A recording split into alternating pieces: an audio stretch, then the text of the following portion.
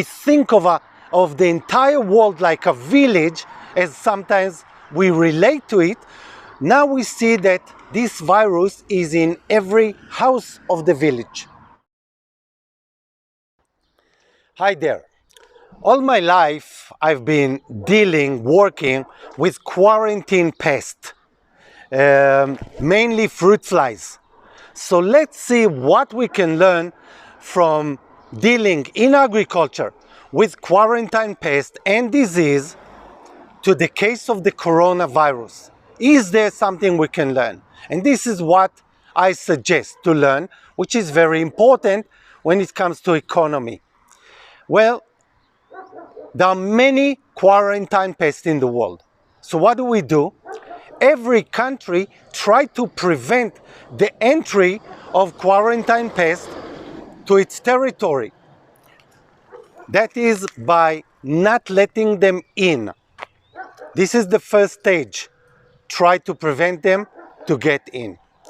Now, the second stage, if the country failed and the pest or the disease already in the country, the second stage is to try to eradicate them. What we see around the world today with the coronavirus, it's actually different actions that aim to the same thing, and that is eradication of the coronavirus. So this is something in agriculture we do it as long as the virus or the disease or the pest is in a limited area.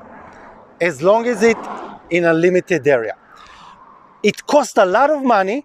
Usually the time frame that you have is very, very short.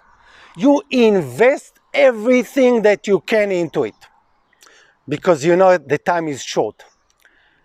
After a short time, you find out whether you manage to eradicate the pest, the disease, or the other way.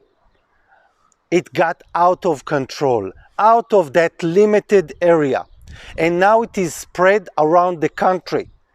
Once you get into this stage in which the pest, the disease is spread around the country, that's it.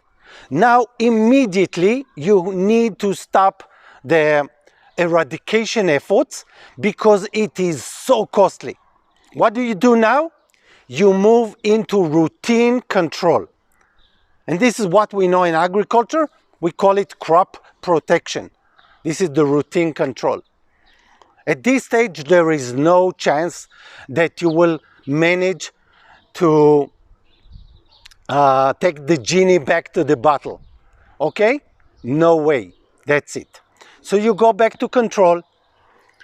And for us, what do we learn from this? When we see first the coronavirus was in China. Once it started spreading out of China, it is now in every country. If we think of the entire world like a village, as sometimes we relate to it, now we see that this virus is in every house of the village.